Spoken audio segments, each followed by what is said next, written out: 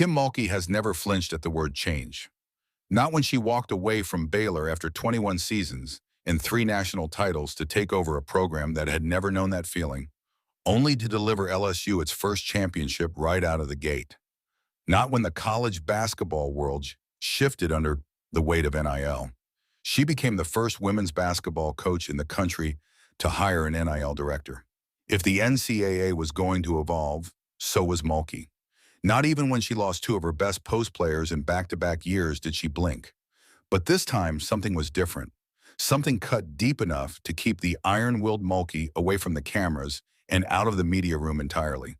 It was the firing of LSU athletic director Scott Woodward.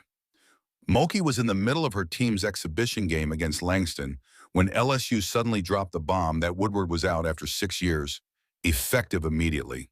And for anyone who's watched Mulkey even once, what came next said it all. She barely moved from the bench. Now that's not something you see every day.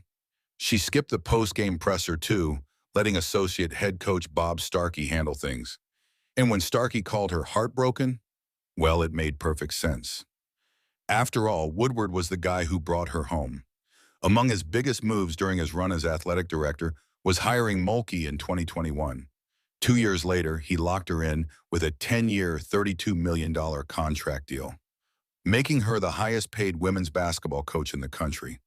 But while he hired Mulkey and helped spark LSU's incredible turnaround, Woodward's hiring was, in a way, the reason behind his firing too, because it came not long after some pretty blunt remarks from Louisiana Governor Jeff Landry.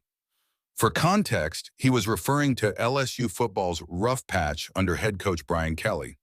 Woodward hired Kelly back in 2021, and now with Kelly's firing just a few days back, on October 26th, LSU owes him around $54 million. The 2 parties are still figuring it out.